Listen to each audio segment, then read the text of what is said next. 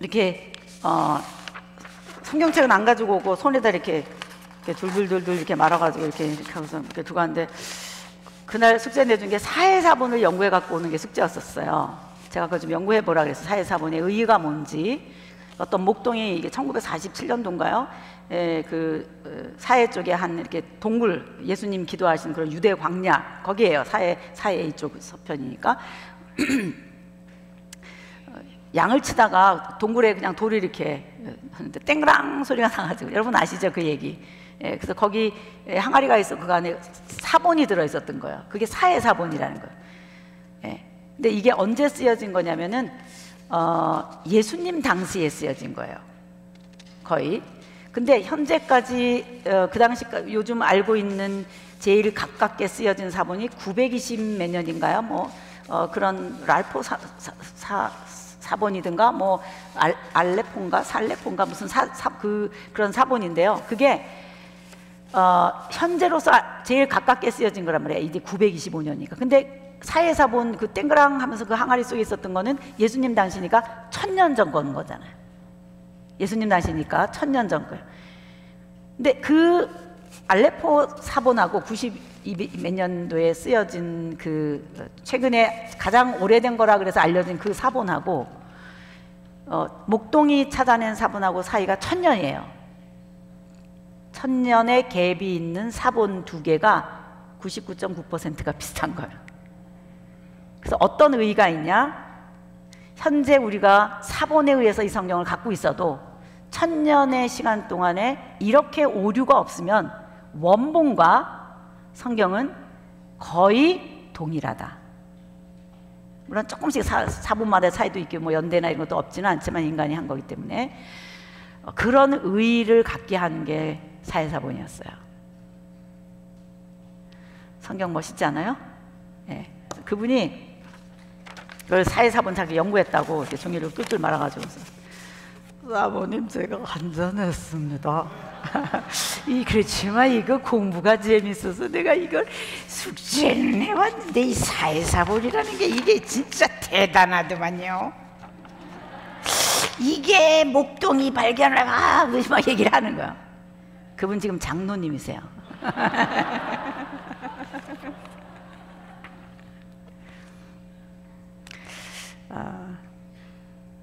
자, 따라하겠습니다. 8개월 후 갈릴리로 이동. 갈릴리도 들썩들썩.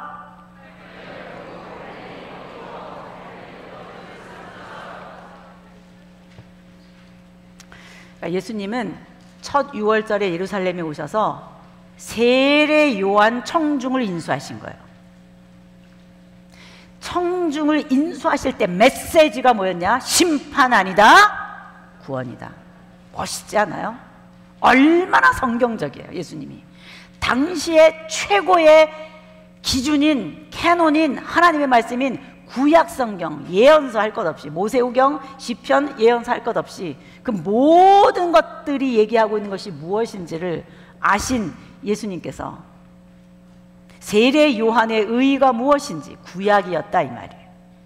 구약의 예언서, 심판이다, 죽음이다, 하나님으로 알지 못하고 있는 제사장적 나라였던 이상사회였었어야 됐던 이스라엘이라는 나라가 무너지고 하나님 나라 백성다운 삶을 보여내지 못하고 있었어도 하나님이 누군가와는 말씀하시면서 하나님의 나라가 무엇이며 하나님의 뜻이 무엇인지를 표명해내고 계셨는데, 오늘 여러분들 태화교회 식구들이야말로 이 세상에 오늘날도 교회가 많이 있지만 진리가 뭔지를 잘 모르고 연구하지 않고 복이 무엇인지 복받기 위해서 쫓아다니는 이방 종교와 다를 것이 없는 종교 생활을 하고 있는 사람과 달리 진리가 무엇인지를 선포해내는 여러분들이 되시기를 소원합니다.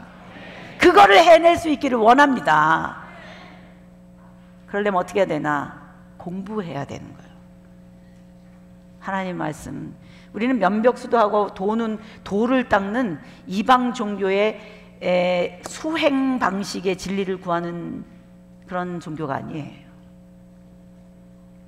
자기 내성 안에 있는 영성이 나와가지고 자기 속에 들어있던 게 끄집어 내져갖고 나오는 그런 주관적인 체험을 통해서 진리가 뭔지를 발견할 수 있는 안에 불성이, 불교로 말하면 불성이 있어서 자기 성찰에 의해서 컨센트레이션이든지 그거를 통해서 어딘가에 집중해서 끄집어내면 그것이 불가에서 시다알다와 같은 도를 깨닫는 그런 사람이 되는 그런 종교가 아니에요. 객관적이에요. 일어난 일이에요. 세계사 속에 계속 계시면서 전 세계사 속에 하나님이 누구신지를 다 심어 놓으면서 일해 오신 것이 조인트 돼서 합쳐진 것이 하나님의 말씀 성경인 줄로 믿습니다. 도덕률 정도가 아니라는 거예요. 그래서 이걸 하나님 말씀대로 산다 그랬을 때 착하게 살아야 된다라는 정도가 아니라는 거예요. 이거는 천기와 같은 비밀이라는 거예요. 이거 어떻게 해야 되나? 내가 이거는 여기다 두고 벽 보고 앉아가지고 주여 그러면 내 속에서 나오나? 그게 안 나와요. 뭐 해야 돼요? 읽고 공부해야 되는 거예요. 우리 태화교회 이제부터 공부하십시다. 공부해야 내 입에서 나올 줄로 믿습니다. 텔레비 그만 보고 부부의 세계 배봤자 맘만 아파요. 언제까지 남의 얘기만 듣고 있을 것? 우리 하나님 말씀 열심히 읽고 연구하십시다. 아자. 세계사도 공부하십시다. 하자. 왜 세계사 속의 성경인가? 이런 것들도 우리 안에 하나씩 축적되기 시작하면 메인스트림에서 살고 있는 소위 브레인들, 소위 우리 여기 울산에 브레인들이 있을 거 아니에요. 정치계든 경제계든 스카이 출신들이든 아이빌리그 출신들이든 어딘데 해외든 나가서 공부하고 브레인들, 그들이 이해할 수 있도록 여러분들이 선포하고 전해내서 여러분 친구들 전해내고 이렇게 해야 될 줄로 믿습니다.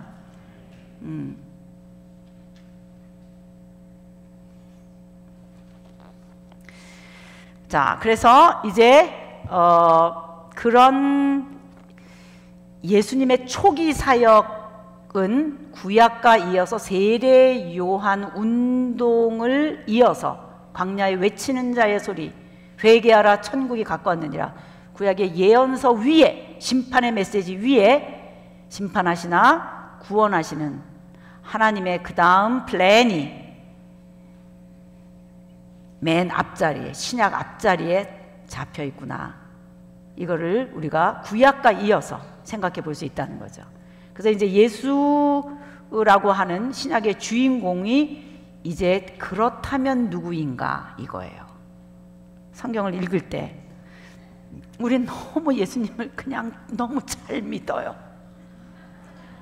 괜히 잘 믿어요. 제가 여러분에게 던졌어요.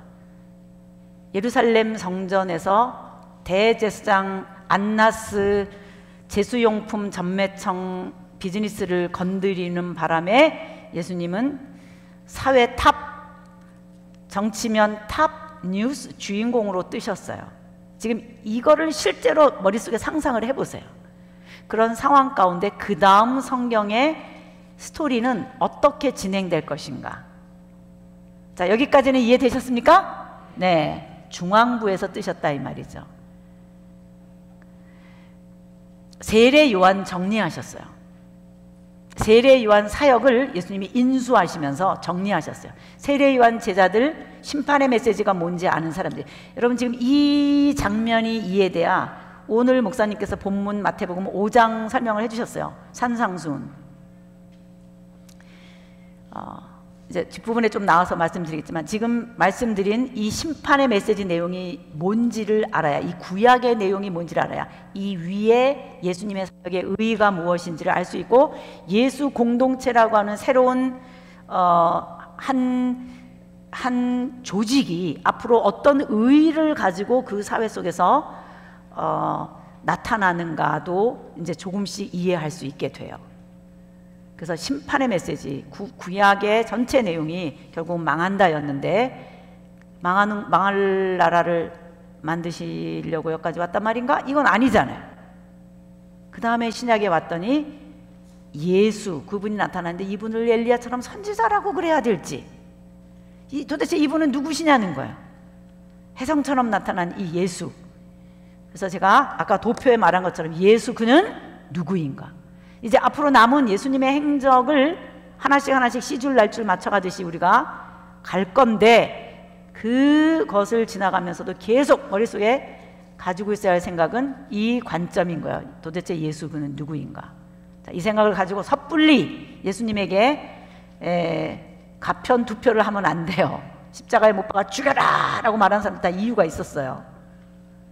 그냥 무조건 믿으면 무조건 안 믿을 수도 있어요. 그래서 하나하나 잘 생각해 가면서 그 다음 예수님의 행적을 볼 건데, 그 다음은 뭔가 8개월 후 갈릴리로 이동, 갈릴리도 들썩들썩 이거예요. 여러분 내비게이션 한번 열어보세요.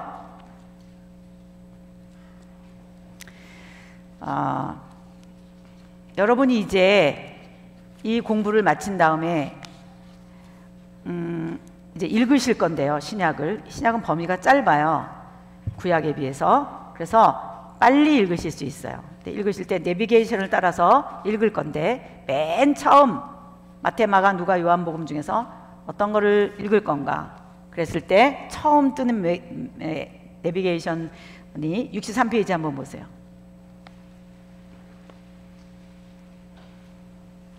누가복음인 거예요.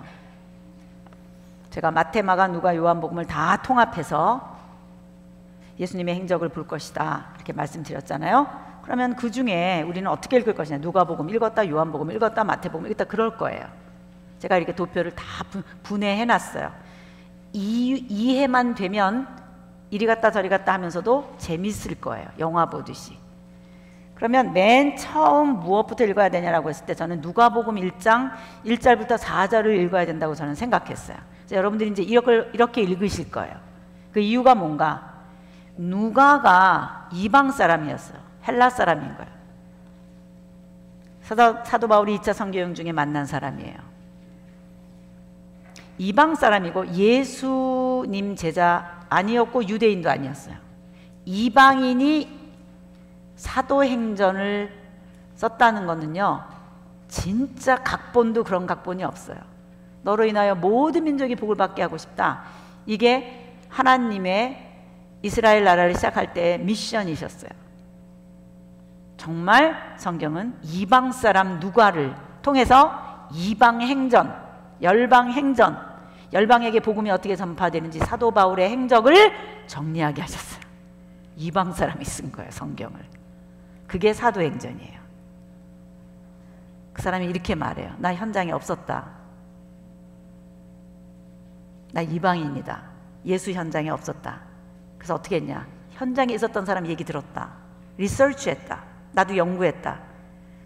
그 사람들이 만났다는 예수, 이 사람 저 사람 만나면서 나도 리서치했다. 나도 인터뷰도 하고 그 사람 만났고 그 사람이 예수님의 사건에 어떤 현장에 뭐 오병이어 현장에 있었는지 뭐 모르지만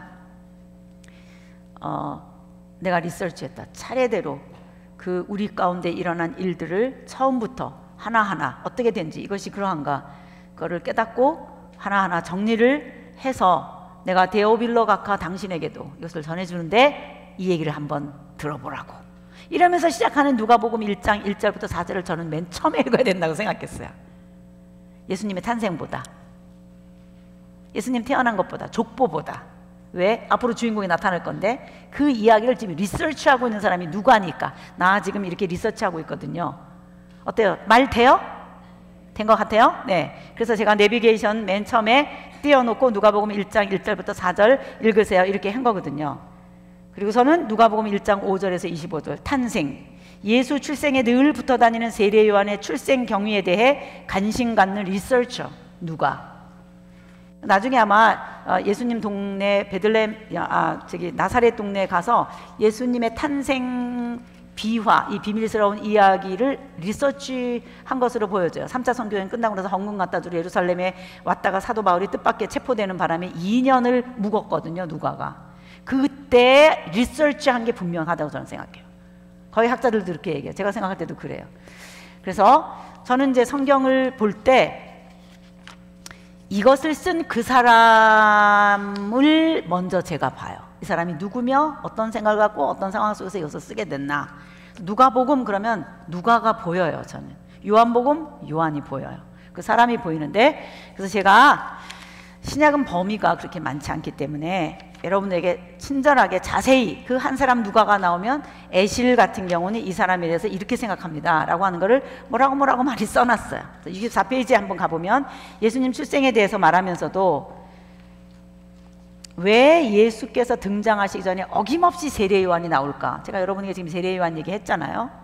예, 이렇게 저하고 같이 이렇게 공부를 하고 나서 돌아가서 성경을 읽을 때 여기 있는 디테일한 내용을 다시 읽으신다면 굉장히 많은 걸 얻으실 수 있어요.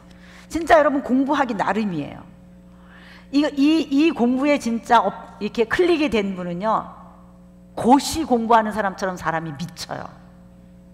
여러분 가운데도 어쩌면 미친 사람 몇 명 있을지도 몰라요. 지금 얼마나 열심히 공부를 하는지. 고시 공부하는 사람 이상 열심히 책상 앞에 앉아가지고 내가 옛날에 이렇게 공부했으면 고시 합격했겠다 이렇게 말하는 사람들이 많이 계세요. 이거 하나하나 읽어보면 재미있어요. 여러분이 재미가 붙여지면 좋겠어요. 나 지금 열심히 썼다요. 진짜로.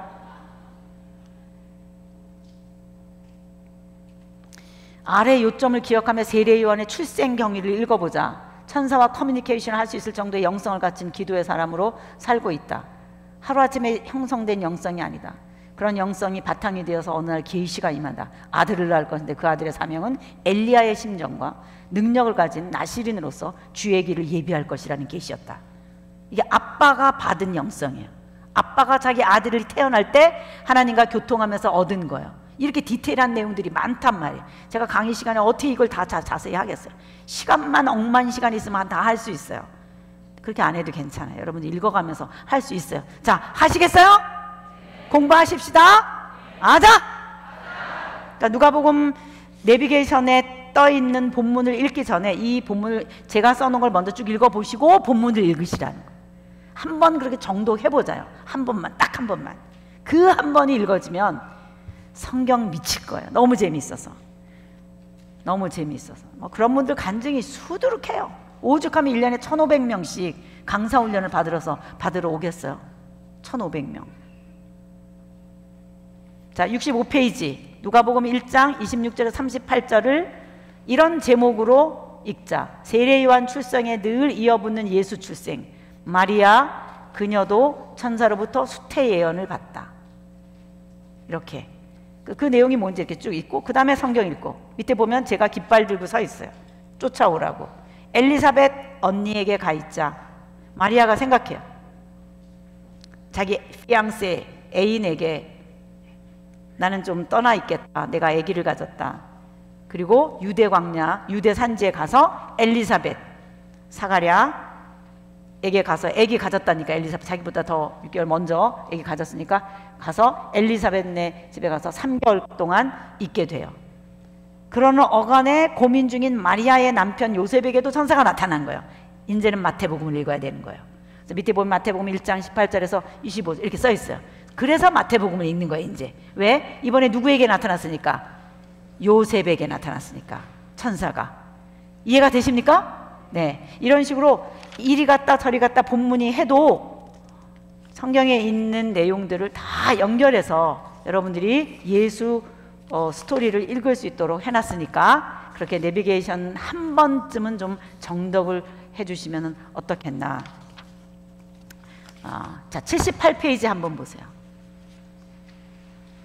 우리가 지금 갈릴리 예수 첫 6월절에 예루살렘에서 톱뉴스 주인공으로 뜨시다 이런 제목으로 공부하면서 세례 요한을 전제로 했었어요. 세례 요한 운동. 왜 세례 요한에 그렇게 많은 사람들이 모였는가? 그게 들리는 사람들은 야성이 있는 사람이었어요. 의식 있는 사회인이었어요. 하나님의 나라를 기다리는 사람들이었던 거예요. 그런 사람들에게 맞는 메시지, 축복 대성회 이런 거 말고 사회를 의식하고 공동체를 의식하고 하나님의 나라에 관심이 있는 이런 민중들. 그러니까 세례 요한의 청중은 보통 사람들이 아니라는 걸 알아야 돼요. 비교적 정치가 뭔지 아는 사람들이었어요. 당시 사회의 이슈, 뭐가 문제인지를 알고 있는 대화가 되는 사람들일 확률이 높아요. 왜? 거기는 빵도 나오는 게 없고 병도 고쳐지는 장소가 아니에요. 메시지만 듣는 곳이에요. 그런데 얼마나 많은 지역 사람들이 오는지. 그럼 그런 메시지를 선포할 수 있을 정도의 사람이 되려면 얼마나 공부해야 되겠어요? 그냥 될까요? 그게 78페이지, 79페이지, 그리고 80페이지까지 위에 박스 안에 제가 써놓은 거예요. 다 읽고 싶어요. 시간 있으면.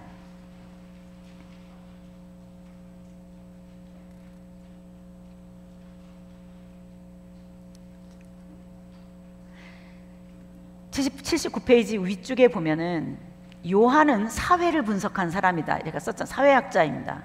그래서 결론은 뭐냐? 지도자들이 문제. 예언서의 모든 공통된 내용이에요. 결국 리더가 문제이다. 우리가 구약에서 공부했던 이상사회, 지도자론인 셈이겠죠. 한마디로 기득권자들, 리더십들, 구약으로 말하면 제사장들, 레위인들, 귀인들이 문제임을 알게 돼요. 모든 예언서가 공통적으로 하는 말이에요. 어렵지 않아요. 잘못된 권세자들, 타락한 왕권 끈앞풀들, 회당 교육, 율법 해석, 미시나 교육 시스템, 아무리 해도 이 제도의 껍질의 그 속은 타락해 있었다는 것입니다. 세례 요한의 요지는 무엇입니까? 그렇다면 누가 이 썩어있는 인간 사회를 구원할 것인가? 구원자가 필요하지 않는가? 그래서 성경은 그토록 오랫동안 표리부동한 이스라엘의 죄악을 언급해왔음을 알게 됩니다. 그런 존재가 진정 필요하다. 이름하여 메시아, 진정한 리더십. 메시아, 크라이스트. 메시아 히브리어고요. 크리스토스 헬라어고, 크라이스트 영어예요. 우리나라 말로 구원자. 진정한 왕. 자, 이 내용, 제가 지금 말한 이 내용이 뭐냐? 이사야 내용이라는 거예요. 이사야 내용. 이 세례 요한이 자기 인생을 살면서 구약에 이렇게 예언자들 속에 나타났던 이런 메시지가 오늘 나에게 정확히 이해가 된다. 오늘 이 사회도 그렇다. 그래서 이게 자기 일이라고 공감해요. 그렇다면 나는 어떻게 그 메시아를 기다릴 수 있을 것인가? 뭔가 하나님 앞에 깊이 기도하면서 기도의 영적 세계에 빠졌을 때 하나님이 자기만이 이해할 수 있는 어떤 방법으로 천자, 하나님의 아들, 세상죄를 지고 가는 하나님의 어린 양, 이런 언어들이 그에게 정리됐을 것이고, 그 당시에 세상죄를 지고 가는 하나님의 어린 양, 이런 개념들을 말할 수 있다는 것이 실제로 쉽지 않습니다. 이 신학자들, 힐레리든 산마이든 뭐 이런 사람들 속에서 이런 신학이, 이런 메시지가 나올 수 있는가? 불가능했거든요. 세례 요한의 메시지가 얼마나 깊이 있는 메시지요. 그것이 구약의 예언자들의 메시지인지, 그런 메시지가 들린다. 자, 여러분들도 마찬가지로 제가 예화 얘기하고 어떻게 축복받았고 어떻게 간증 어떻게 이사님께 헌금 많이 했더니 돈 잘 벌게 됐고 이런 간증을 제가 얘기하는 게 아니잖아요. 그래도 여러분이 지금 앉아서 듣고 계시잖아요. 이 딱딱한 얘기를. 아무나 들리는 게 아닌 거예요. 그 들을 수 있는 바탕이 있는 사람만 들리는 거예요. 여러분이 교회에서 많이 훈련 잘 받으신 거예요. 마찬가지인 거예요. 세례 요한의 메시지가 들린다는 것은 그 사람들이 보통 사람들이 아닌 거예요. 제가 그 말입니다. 그래서 예수님의 제자가 된 베드로든 안드레든 요한이든, 마지막 가서 요한도 그런 요한계시록, 요한일서 3서나 이런 그 어마어마한 요한계시록 같은 그런 스트럭처나 이런 걸 가지고 그 구약을 통합해내고 성경 전체를 통합해내는 그런 구조로 요한계시록을 쓸 수 있다는 건 어마어마한 내용입니다. 문학적 구조 자체도 그렇고요. 보통 책이 아닌 거예요. 그 정도의 안목을 가지고 있는 사람이 처음에는 세례 요한의 매니아였던 거예요. 세례 요한의 메시지가 들리는 거예요. 재밌는 거예요. 얘기 들으면 그게 재밌는 거예요. 쫓아다닌 거예요. 이제는 더 이상 세례 요한이 아니다 이 말이에요. 세례 요한의 역할이 뭐였냐? 구약이었다는 거예요. 많이 들으셨을 거예요, 여러분, 목사님들 통해서. 자, 그래서 이제 예수님의 사역이 첫 6월절 중심으로 해서 어떤 일들이 일어났는가라고 하는 거를 여러분들이 99페이지 정도 올 때까지 우리가 갈릴리 예수 첫 6월절에 예루살렘에서 톱니스 주인공으로 뜨시다, 이 내용을 이렇게 내비게이션 따라 읽을 거예요. 제가 제목만 쭉쭉 읽고 지나갈게요. 81페이지 한번 보세요. 예수께서 사생애를 끝내시고 갈릴리에서 유대 지역으로 이동, 세례 요한 집회 장소에 나타나 세례 받으시다. 다음 82페이지. 그 후 40일 동안 금식하며 시험 받는다는 이상한 기록이, 천사도 나타나죠, 사탄도 나타나죠, 이럴 때 여러분 어렵거든요. 그래서 그거 어려워하실까봐 제가 뭐라고 써놓은 내용인데, 이거 읽어보시고 누가복음 4장 보시면 되고요. 그 다음 요한복음 읽는다. 시험 이후 세례요한 집회 장소에서 처음 5제자, 아까 제가 말씀드렸던 5명을 만나시다. 어렵지 않습니다. 84페이지. 그 이후 그들과 가나 혼인잔치에 가셨다가, 어렵지 않습니다. 85페이지. 가버나움에 내려가시다. 북독방에 아마 가셨을 것이다. 이제 갈릴리에서 사역할 때 어디를 기점으로 해서 사역하실지가 있을 것이다. 86페이지. 공생의 첫 6월절 예루살렘에서 대제사장 안나스 제물 장사판을 뒤집어 엎으시다. 이거를 성전을 청결케 하는 사건이다라고 본다. 88페이지. 나사렛 예수 첫 6월절에 예루살렘에서 톰 뉴스 주인공으로 뜨시다. 아까 했던 말씀입니다. 89페이지.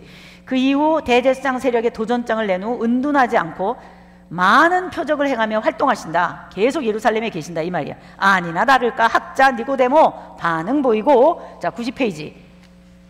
그래서 인자라는 말을 쓰시면서, 이거는 다니엘적 에스겔적 언어죠.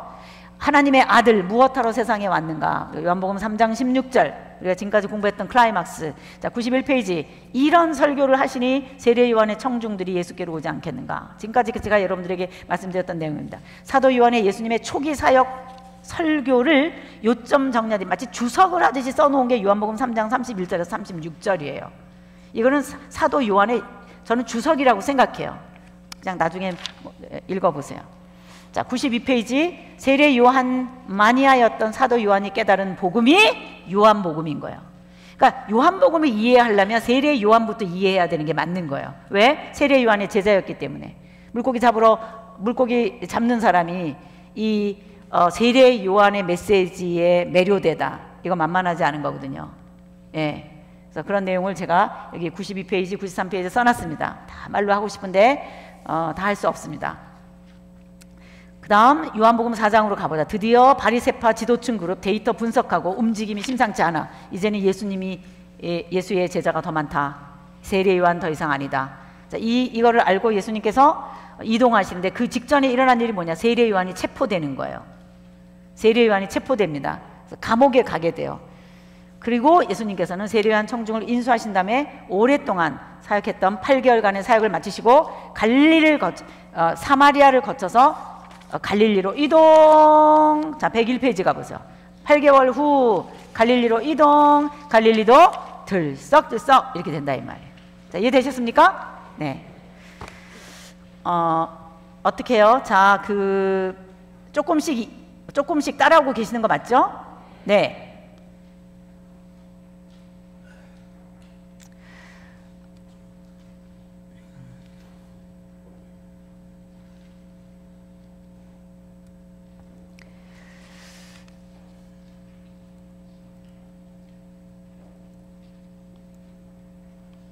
자,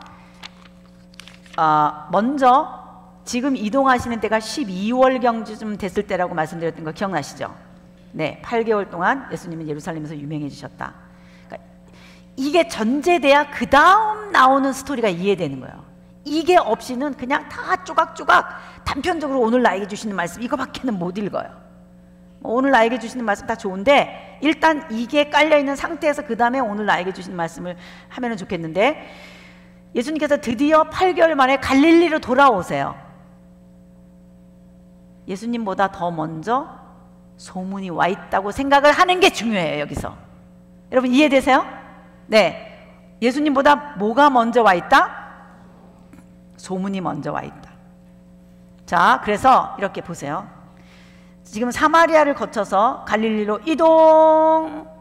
이동해가지고 와서 하신 일이 뭐냐라고 했을 때, 예수님이 어렸을 때부터 다닌 회당, 나사렛 회당 원로와 동네 사람들이 유명해지신 예수님을 맞이하는 태도가 뭔지를 보는 눈, 이게 중요해요. 여러분들에게.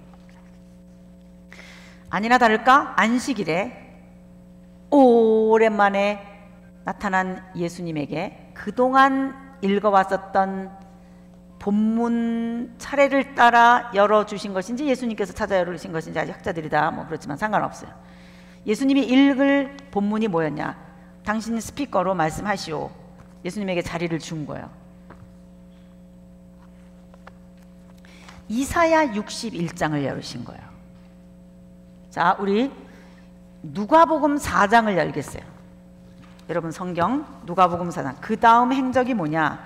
예수께서 사마리아를 거쳐서 갈릴리로 오셨을 때 그 다음 일어난 일이 나사렛 회당에서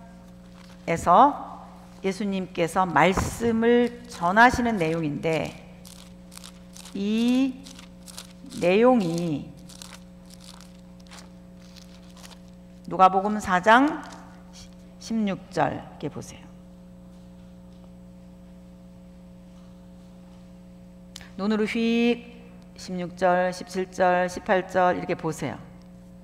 예수님이 여기를 찾아서 이 본문을 읽으셨는데 이사야 61장 내용이에요. 제가 아까부터 이사야 많이 했잖아요. 네. 그 이유가 뭐냐? 이사야에 메시아, 누군가 구원자를 기다리는 메시아 내용이 어마어마하게 많아요. 크고 두려운 여호와의 날이 이를 때 누군가가 온다. 그래서 그 존재가 누구냐? 메시아라는 거. 메시아의 뜻이 뭐냐? 기름 부음 받은 자라는 뜻이에요. 그 이유가 뭐냐? 하나님께서 일하시는 방식이 누군가에게 기름을 부어서 기름 부으면 무슨 일이 일어나는 거예요.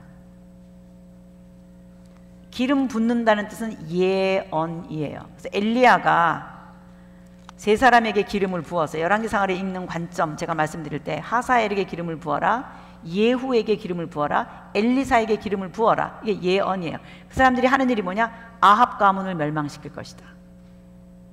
기름 부음 받은 자예요. 누구에게 기름이 부어졌나? 선지자, 왕, 제사장. 이 세 개를 합친 게 그리스도예요. 기름 부음 받은 자라는 뜻이에요. 신약에 나타난 이 예수, 우리가 지금 예수군은 누구인가를 하고 있어요. 그냥 주인공이 됐어요. 우리 뭐 몰라, 선입견 없어도 괜찮아요. 좋아요. 여기까지 예수 해온 일을 보니까 많은 이적과 기사 정도가 아니라 세례 요한의 청중을 인수하면서 어떻게 보면 정치계 쪽에서 먼저 관심을 갖는 거예요. 세례 요한 청중을 인수하고 민중들이 누구에게 가냐, 오늘로 말하면 표가 누구에게 있냐, 어느 당 사람이냐 이거죠. 그래서 세례 요한 청중을 인수한 상태 속에서 지금 계속 수상한 거예요. 저 사람 누구냐는 거죠. 저 사람은 누구라고 말해야 되냐는 거죠. 저 사람이 정치인이야 뭐야, 이 지금 궁금한 거예요. 그런 상황에 예수님께서 나는 하나님의 아들이라고 불러달라. 이때부터 헐인 거예요. 우리 지금 누구냐가 지금 중요한데, 예수 그런 누구냐, 나사렛에서 뭐 저쩌고 하는데 뭐 랍비 교육받아, 아니 그런 것도 못 받았대. 아니 그럼 뭐야, 이 사람 교육도 안 받았는데 지금 뭐 하는 거야, 뭐야 그랬더니 이상한 명찰을 달고 다닌다는 거야. 뭐냐 그랬더니 하나님의 아들이라는 거야. 미치다 이가. 뭐 이제까지 있지도 않은 이상한 하나님의 아들 이런 명찰이야. 하나님의 아들, 듣도 보도 못한 하나님의 아들이라는 명찰을 달고 다니면서 자기가 독생자라는 거요. 희한하다. 지금 계속 우리도 궁금해. 그 예수가 누군데 이렇게 그런 이상한 명찰을 달고 다니나. 또 이때 뭐냐, 인자래. 사람의 아들이래. 하나님의 아들도 되고 Son of Man, 인자도 된다는 거예요. 다니엘 에스겔적 언어예요.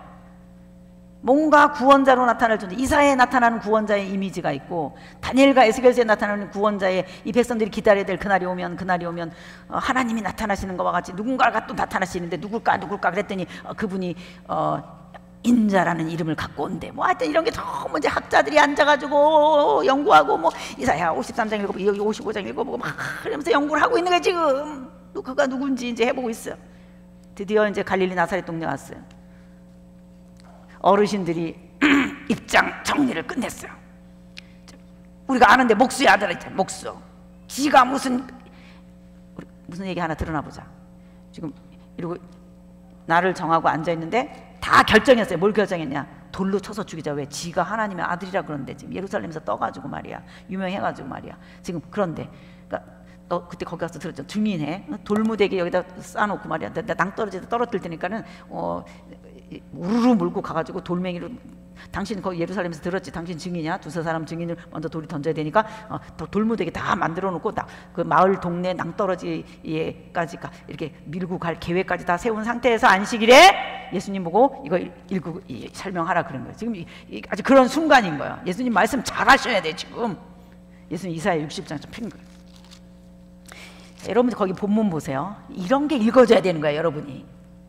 이 4장을 누가복음 4장에 보니까 예수님이 딱 펼쳐서 이렇게 얘기하는 거예요. 거기 어떤 사람이 있지요? 이런 말이에요.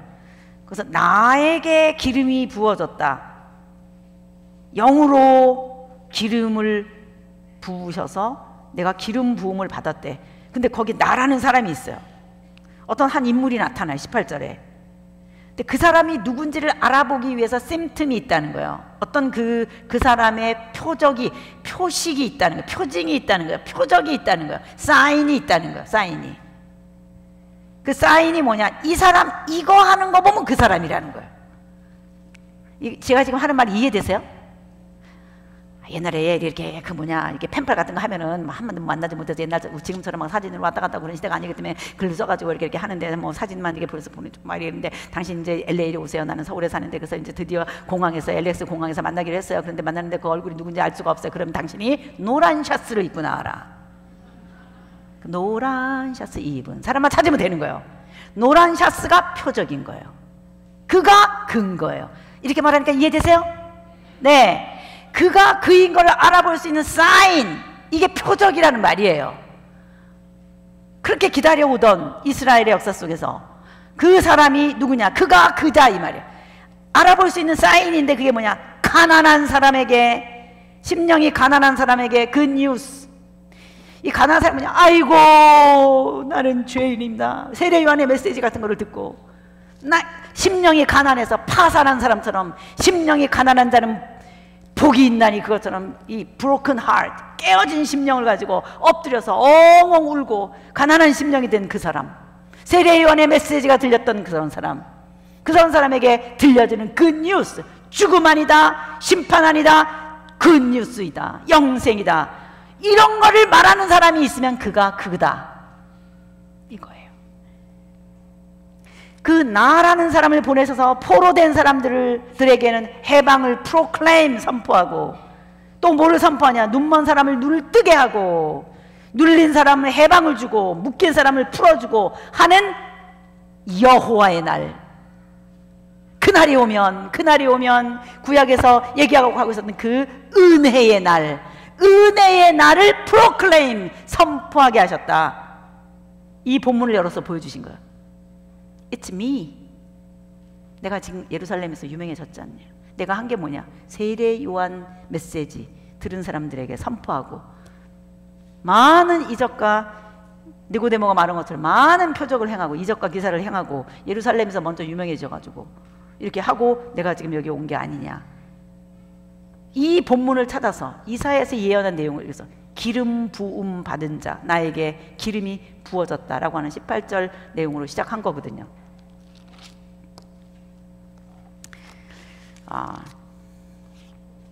동네 사람들이 우르르 다 끌고 가서, 자 우리 뒤 4장 뒤에 한번 보세요. 아니 뭐야, 네가 그런 그리스도라고? 우리가 너 다 아는데 목수의 아들이야. 그러면서 무시하고, 자 29절을 보세요. 29절 30절 우리 한번 읽어보겠습니다. 29절 30절. 너 오는 길에 뭐 가나에서 그 가버나움의 병들은 왕의 신하의 아들 고친 이거 우리가 알고 있는데, 그래 여기서나 해보지. 근데 이 기적 좀 행해봐라. 그럼 우리가 믿지? 막 이러면서 비아냥거리고 있는 이런 상황 가운데 예수님께서 29절 30절, 자 그 다음에 어떤 일이 일어났나, 자 읽겠습니다. 시작.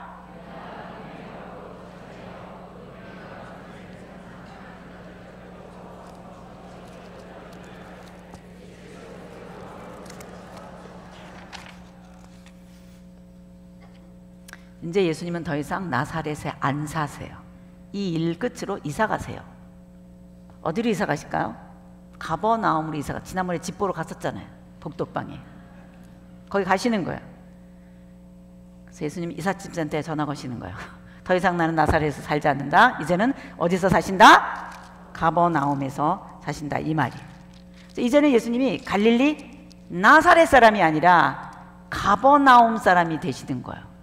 이런 내용을 이사야서에서 많이 얘기합니다. 스불론 납달리 지역 가버나움 죽음의 땅이었는데 여기에 빛이 비치고 전쟁의 말발굽 소리. 왜냐하면 북쪽에서 바벨론이 오다 보면 북쪽 갈릴리부터 쳐치고 밑으로 내려오는 거잖아요. 예루살렘으로. 이 말이 들리는지 모르겠습니다. 이렇게 그래서 이것이 전쟁 말발굽 소리가 제일 먼저 들리는 죽음의 땅이었는데 이제 빛의 도시가 되고 이런 내용. 이거를 이제 마태나 이런 사람들이 알아가지고 이 이사야 9장 본문을 끌어서 얘기하고 있습니다. 어쨌든 자, 그래서 지금 예수님께서 이사를 가시는데 가버나움으로 가셨다. 그래서 가버나움에서 열심히 사역하기 시작할 때 다시 제자를 부르시는 거예요.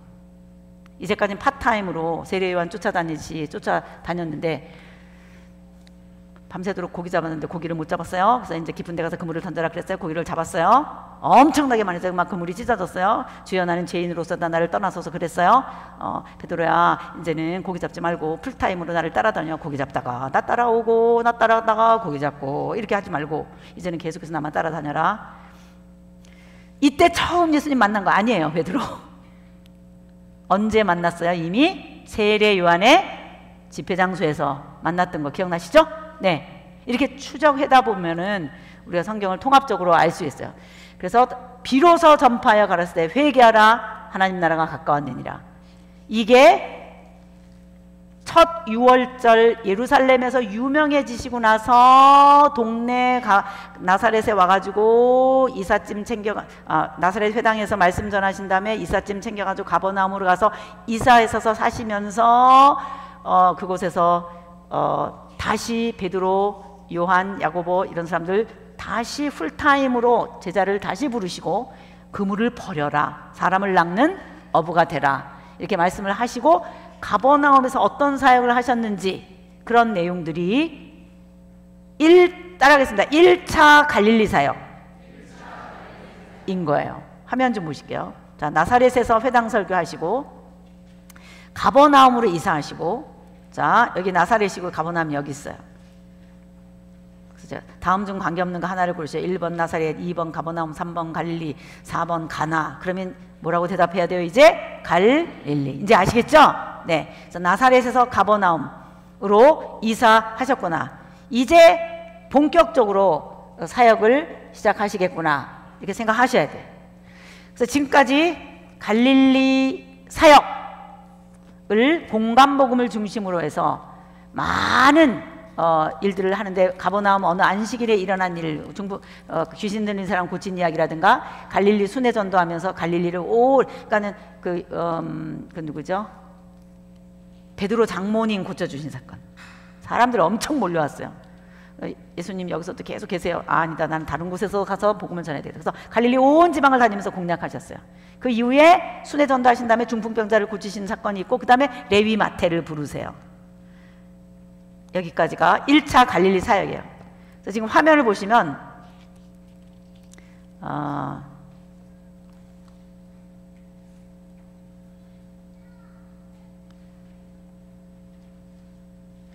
여기 자, 사마리아를 거쳐서 갈릴리로 이동. 갈릴리도 들썩들썩 얘기를 제가 지금까지 여러분에게 해드린 거예요. 별로 어려운 얘기 아니에요. 알고 있는 얘기를 여기다 조인트 시키면 돼요.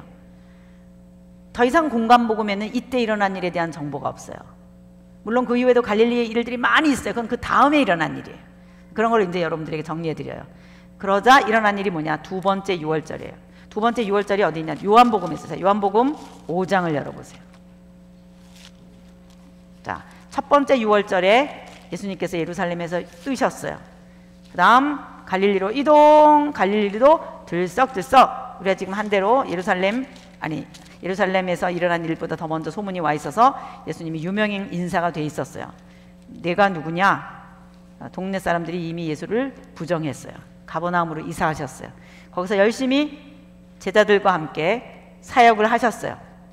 그리고 제가 지금 말씀드린 여러 일들이 있었어요. 자, 요한복음 4장은 사마리아를 거쳐서 이동하신 아까 본 본문이 있고요. 그 다음에 지금까지 공간복음을 통해서 예수님이 제자들을 어떻게 또 부르셨는가 이런 얘기를 여러분들에게 들려드렸던 거예요. 그 앞에 4장 끝에 보면 43절에서 43절에서 54절이 있는데 이게 물로 포도주를 만든 사건 이후 갈릴리에서의 두 번째 기적이다. 맞는 거예요. 두 번째 기적인 거예요. 가나에서 원격으로 가버나움의 왕의 신의 아들 고쳐주는, 아까도 제가 말씀드린 그게 정말 여기에 있어요. 54절, 4장 54절에 보면 유대에서 오셔가지고 갈릴리에서 두 번째 행하신 표적이 가버나움의 왕의 신하의 아들을 고쳐준 거. 그래서 나사렛 회당 원로들이 비아냥거리면서 너 가버나움에서도 병 고치고 그랬더니 여기서도 좀 해보지 왜 여기서는 안 해? 막 이랬었던 내용이 그 내용입니다. 자, 그래서 그 다음 그 갈릴리 사역 이후에 이어지는 요한복음 5장. 자, 성경 보세요. 예루살렘으로 올라가셨다고 되어 있어요. 무슨 좌표 이동? 무슨 좌표? Y좌표. 지금까지 어디 계셨어요? 갈릴리. 이제는 어디로 가시는 거예요? 예루살렘으로 가셨대. 그게 5장인 거예요. 요한복음 5장 예루살렘으로 가셨다. 거기에서 중풍병자를 고치셨대요. 몇 년 된? 38년 된. 이 얘기 여러분 아시죠? 네. 물이 부글부글 끓을 때 제일 먼저 다이빙하는 사람은 병이 낫는다 라고 하는 전설 따라 삼천리가 있었어요. 늘 거기에 병자들이 있었어요. 하필 그 중에 38년 된 환자를 예수님께서 고쳐주셨어요. 안식일이었던 거예요. 난리가 난 거예요. 유대인들이 이 지금 예수님을 뒤에서 계속해서 째려보고 있는 이 눈들이 있었어요. 저 사람 누군가? 세례 요한 이후에 민중을 끌고 다니고 있는, 이제 세례 요한은 감옥에 갇혀 있지만 이제 예수 저 사람 누군가 이러면서 계속해서 뒤에서 보고 있는데, 특별히 이 사두개파 사람들 대제상 그룹은 뭐 처음부터 예루살렘 성전 청결기 할 때부터 예수는 우리의 적수야, 우리의 반대파야 이렇게 했지만 바리새파 사람들은 예의주시하고 있었는데 역시 우리 편은 아닌 거야. 그리고 지금 바리새인들이 예수님을 째려보고 있어요. 이런 정치 지도자들, 헤드십들, 선생들 이런 사람들이 안식일에 38년 된 중풍병자를 고친 것을 보고 상을 들고 일어나서 걸어가라. 이거는 미시나법, 장로의 유전에 의하면 틀린 거예요. 제가 아까 말씀드렸던 거 기억나시죠? 법이 자꾸 제정된다. 장로들의 유전, 할라카법 계속 만들어가면서 그 당시에 맞는 새로운 규례들을, 장로의 유전을, 손을 여기까지 씻느냐, 이렇게 하느냐, 이삭을 털어서 먹느냐 안 먹느냐, 상을 들고 일어나서 걸어가느냐 안 걸어가느냐, 이런 거를 막 항목을 수도 없이 기록해 놓고 율법대로 산다라고 하고 있는 이런 사람들이 안식일을 범했다는 거예요. 예수님이 가만히 계셨으면 되는데 한 말씀 하신 거예요. 아버지께서 지금까지 일하시니 나도 일한다. 하나님을 아버지라고 부르는 것도 속상해 죽겠구만 이 사람들이. 아버지께서 지금까지 일하니까 나도 일한다? 아니, 하나님을 자기와 동등하게 말함으로써 지가 하나님이라는 뜻이야. 뭐야 이게, 정말 보자보자니까 하나님의 아들이라는 말을 쓸 뿐만 아니라 아버지께서 일하니까 나도 일한다? 네가 그럼 그 우리가 믿고 있는 하나님의 아들이라, 그 하나님의 아들이라는 뜻이야? 정말 보자보자니 안 되겠구만. 이게 지금 18절인 거야. 지금 이래가지고 이 상황 가운데 19절부터 47절까지가 38년 된 중풍병자를 안식일에 고쳤기 때문에 천자, 하나님의 아들이라고 자기를 지칭한 거에 대한 당시 종교계의, 정치권의 가장 높은 데 있는 사람들, 째려보고 있는 이 리더십들 앞에 공적으로, 정통성, 성경적으로, 신학적으로 변증한 설교, 이 변증 설교가 그 뒤에 붙어있는 19절에서 47절이에요. 거기 좀 박스로 쭉 이렇게 해놓으세요. 아, 이거 38년 된 중풍병자 고친 다음에 예수님께서 하신 말씀입니다.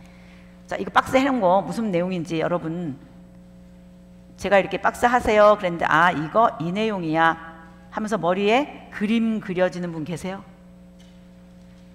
사건이 이거는 알아요. 38년 된 병자 고친 건 알아요. 그 뒤에 이것 때문에 예수님께서 그들에게 하신 이 말씀이 무슨 내용인지 머릿속에 기억이 남는 분 계시냐? 거의 없으실 거예요. 이만큼 우리가 예수님의 이 땅에 오셔서 그 중요한 시츄에이션 속에서 하신 설교의 말씀이 무슨 내용인지 우리는 모르는 거예요. 그래서 제가 여러분에게 이 설교가 무슨 설교였는지 들리게 하고 싶은 거예요. 따라하겠어요. 천자 설교. 이게 하나님의 아들 설교라는 거예요. 이거는 동서양을 막론하고 우리 가운데 왕이 누구여야 하느냐라고 했을 때 공자든 소크라테스든 제시했던 왕상이 철왕이든 성왕이든 철왕이든 누가 우리를 잘 통치할 수 있을까라고 했을 때 그들이 만든 프로필이 Son of God이에요. 천자인 거예요. 하늘 아들이면 그렇게 할 수 있다. 그래서 제가 공자사상 말씀드리면서 종심소욕 불유구, 욕심을 쫓아 행하여도 그 사람이 곧 하늘인 사람, 그 사람이 아무리 욕심으로 해도 그 사람의 생각이 곧 하나님의 생각인 정도의 사람, 그 사람이 하나님인 거예요. 그 사람 생각이 곧 하늘인 거예요. 하나님의 아들이라고 말할 수 있는 사람이라는 거예요. 본래 하나님이 우리에게 원하신 게 그거였어요. 영광이었어요. 하나님을 그대로 반사시켜라. 그 사람을 보면 하나님이 보인다. 맞아요. 그래서 고대에는 하나님 형상이다 라고 말할 수 있는 사람은 왕밖에 없었어요. 성경에는 여자도 하나님의 형상이다 이렇게 말하지만 아담과 하와 하나님의 형상이다, 우리 하나님의 형상이다 이런 말 고대에는 쓸 수가 없었어요. 왕만 하나님의 형상이었어요. 그래서 이 천자사상, 왕이 그래서 왕권 신수, 고대로부터 왕은 하나님의 자식이다, 형상이다 이런 게 본래 있었어요. 지금 여기 예수님께서 그 모든 전 세계의 천자사상을 끝내버리는 말씀이 있어요. 우리가 이 19절을 보면은 내가 너희들에게 말하는데 내가 하나님의 아들이라 그래서 너희들이 이 말이 이상하냐? 우리들도 이상해요. 하나님은 아버지도 계시냐? 아들도 있냐? 이게 우리들 어렵잖아요. 아버지 하나님은 뭐고 아들 하나님은 뭐냐? 이런 게 우리들이 어렵잖아요. 어렵지 않은 거예요. 하나님이 이 땅에 오시면서 달고 계신 명찰이 여러 각도가 있는데 어떤 때는 하나님의 아들로, 어떤 때는 그리스도로, 어떤 때는 어린 양으로 이렇게 우리에게 표현해 내시는데 예수님이 이 땅에 오셔서 당시 1차 청중인 민중들에게 당신이 누구신지, 예수군은 누구인가를 이렇게 설명하신 거예요. 이건 도덕률이 아니에요. 하늘의 비밀이에요. 천자가 뭔지를 설명하는 거예요. 하나님의 아들이라고 붙여지는 그 존재는 어때여야 하냐 이거예요. 고대 아니면 현대까지라도 모든 이 땅에서 기다리고 있는 구원자, 정말 하늘을 대신하여 통치할 수 있는 우리가 기다리고 있는 이상향 그 왕, 우리를 다스리는데 이상향으로 다스리는 그 왕의 모습인 거예요. 천자인 거예요. 그럼 어때야 되냐? 그 왕은 어떤 것도 인간 그 왕 생각대로 하면 안 된다는 거야. 어떤 것도 자기 생각대로 하면 안 되고 아버지께서 하라고 하는 대로만 해야 되는 존재가 천자라는 거예요. 인간 왕대로 하는 게 아니라 이 존재가 곧 하늘인 존재야 된다. 굉장히 깊이 있는 천자 사상을 예수님께서 다른 모든 종교와 사상과 철학 가운데서도 이해할 수 있는 언어로 말씀하신 게 19절이에요. 엄청난 스펙트럼이 있는 말이에요. 아버지께서 하라고 하는 대로만 하는 것이지 아무것도 내가 하고자 하는 대로 하는 것이 아니다. 아들이 내 맘대로 하는 것이 아니다. 내가 곧 하늘이요 하늘이 곧 나이다 이런 뜻입니다. 그러시면서 하시는 말씀이 너희가 나보고 안식일에 병 고쳤다고 그러는데 아버지께서 지금까지 이 일 하시니까 나도 일했다. 아버지의 이 일을 내가 했다. 그럼 아버지의 이 일이 뭐였냐? 지금 안식일이잖아요. 아버지께서 하신 이 일이 뭐냐? 창조 일을 하신 거예요. 아버지께서 지금까지 일하시니까 나도 안식일에 일했다는 거예요. 아버지께서 하신 일이 창조의 일 아니냐, 생명일이 아니냐, 나도 생명일을 했다 이 뜻입니다. 아버지께서 지금까지 이 일 하신 나도 일한다. 아버지께서 하시는 일은 창조일이다. 첫째 날, 둘째 날, 셋째 날, 넷째 날, 다섯째 날, 여섯째 날 하나님께서, 아버지께서 하신 일이 생명일인 거예요. 창조인 거예요. 그거를 한마디로 피어리드를 찍는 게 안식일이에요. 이해되세요? 지금 안식일 논쟁이에요. 왜 안식일에 일했냐? 첫째 날부터 여섯째 날까지 일해야 되는데, 이 질문에 대하여 예수님께서 하시는 말씀이, 아니야, 하나님께서는 안식일에도 일하셔. 봐라, 안식일에도 응애 아기가 나오지 않냐? 안식일에도 할례두지 않냐? 이게 예수님의 논리예요. 나중에 나와요. 이걸 변증할 때도. 그러시면서 하시는 말씀이, 아버지께서 지금까지 일하시니 나도 일한다. 나 안식일에 병 고쳤잖아. 아버지께서도 안식일에 일하셔. 짐승이 웅덩이에 빠졌으면 건지지 않냐? 이거 일이야. 안식일이라고 일 안 하냐? 일해야 돼. 생명 일은 하는 거야. 이게 예수님이 이 문제에 대해서 변증하신 거야. 그러시면서 하시는 말씀이, 아버지께서 첫째 날, 둘째 날, 셋째 날, 넷째 날, 다섯째 날, 여섯째 날까지 창조 일을 하셔서 결국 여섯째 날에 클라이막스처럼 하나 딱 하신 마지막 목표물이 뭐였냐? 사람인 거예요.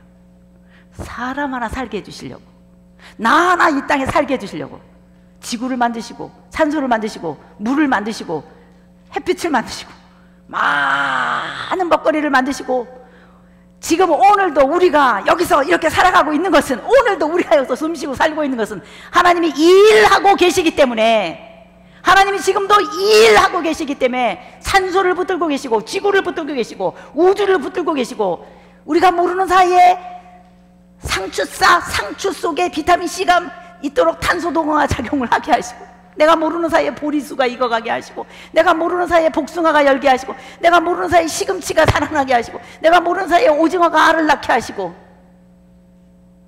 하나님이 일하시기 때문에 최종의 목적이 나라고 하는, 하나님 형상 닮은 사람인 나라고 하는 사람이 여기에 존재하고 있는 줄로 믿습니다. 아버지의 일이 뭐냐? 생명일인 줄로 믿습니다. 창조일이, 창조라는 일이 생명일인 줄로 믿습니다. 내가 몸이 쇠약해져 가도, 내 몸 안에서 여러 가지 나쁜 일들이 일어나도, 내 몸을 지으신 창조주 하나님이 지금도 존재하시는 방식으로 내 몸을 다시 일으키셔서 무덤에 들어가게 하시는 것이 아니라 무덤에서 일으키게 하는 일을 아버지께서 아들을 통하여 하셨기 때문에, 아버지께서 일하신 것처럼 나도 일하는데, 내가 하는 일은 아버지께서 죽은 사람들을 일으켜서 살리시는 일을 아들에게 맡기셨는데, 무덤 속에 있지 아니하고 내 말을 듣고 또 나 보내신 이를 믿는 자는 영생을 얻었고 심판에 이르지 아니하나니 사망에서 생명으로 옮겼느니라. 우리를 창조하셔서 일하신 하나님이 지금도 우리가 살아있는 이 생명 현상이 무덤에서 끝나게 할 것이 아니라 무덤에서 일으키는 하나님의 일을 하게 하기 위해서 아들에게 그 일을 맡겨주셔서, 아버지께서 지금까지 생명일을 하고 계신 것처럼, 오늘도 나를 살려주신 것처럼 아들을 통하여서는 무덤에서 우리를 일으키시려고 일을 하시는 분이신 줄로 믿습니다. 이 일이 하나님 일이요, 이 일이 예수님 일인 줄로 믿습니다. 그분이 그분으로서 이 땅에 오셔서 무덤에서 우리를 일으키시려고 일하신 내용이 오늘 38년 된 중풍병자 이후에 예수님께서 하고 싶은 말씀인 줄로 믿습니다. 주여, 우리를 남은 인생을 생명일 하게 하여 주시옵소서. 아버지께서 일하신 것처럼, 예수님이 일하신 것처럼 생명일 하게 하여 주옵소서. 다른 것은 관심 없게 하여 주옵소서. 생명일 하다가 가게 하여 주옵소서. 하나님의 전공은 생명일인 줄로 믿습니다. 무덤 아닙니다. 영생인 줄로 믿습니다. 기도하겠습니다. 하나님 아버지, 아버지께서 태초에 하나님이 천지를 창조하시나 빛이 있으라 에너지를 만들 때부터 아원자, 소립자, 클로온 입자, 힉스 입자, 헬륨, 수소, 칼슘 할 것 없이 눈에도 보이지 않는 작은 입자, 코로나 때문에 고생하지만 이렇게 눈에도 보이지 않는 미시세계를 조합하셔서 물도 만드시고, 내 몸 H2O 70% 잃게 하시고, 내가 여기 몸뚱아리로 있다라고 하는 이 사실이 추상 개념이 아니라 창조주 하나님의 능력이요, 하나님 전공은 생명인 줄로 믿습니다. 생명을 향한 하나님의 돌진, 생명을 향한 하나님의 열정, 생명 하나를 살게 하시기 위한 하나님의 노동, 지금도 내 생명을 그렇게 붙들고 계셔서 여기에 내가 존재하고 있는 줄로 믿습니다. 하나님의 전공이 생명이라면 하나님 닮은 우리들, 내가 뭘 먹고 살아야 되나 이런 거에 관심보다 생명에 관심 두게 하여 주시옵소서. 예수님이 말씀하신 것처럼 아버지께서 일하시니 나도 일한다. 아버지께서 생명일 지금도 하고 계신 것처럼 나도 생명일 하는 거다. 무덤에서 일으킬 것이다. 심판 아니다, 구원이다. 사망에서 생명으로 옮겼느니라. 일사불란한 질서정연한 예수님의 설교 패턴, 예수님의 이 논리 우리 안에 새겨지게 하여 주시옵소서. 죽음 아니다 영생이다, 무덤 아니다 영생이다. 이것이 우리의 노래가 되게 하여 주시옵소서. 남은 인생 사는 동안 죽음에 노예되지 말게 하여 주옵소서. 병에 노예되지 말게 하여 주옵소서. 아프면 아픈 대로, 힘들면 힘든 대로 영생을 가진 자답게 자신있게 우리의 남은 인생을 걷게 하여 주시옵소서. 무덤이 끝이 아닌 것을 기억하고 생명일 하는 태화교회 되게 하여 주옵소서. 오늘 이 말씀이 우리에게 육성으로 남게 하여 주옵소서. 예수님의 설교가 들리게 하여 주옵소서. 예수님의 이름으로 기도합니다. 아멘.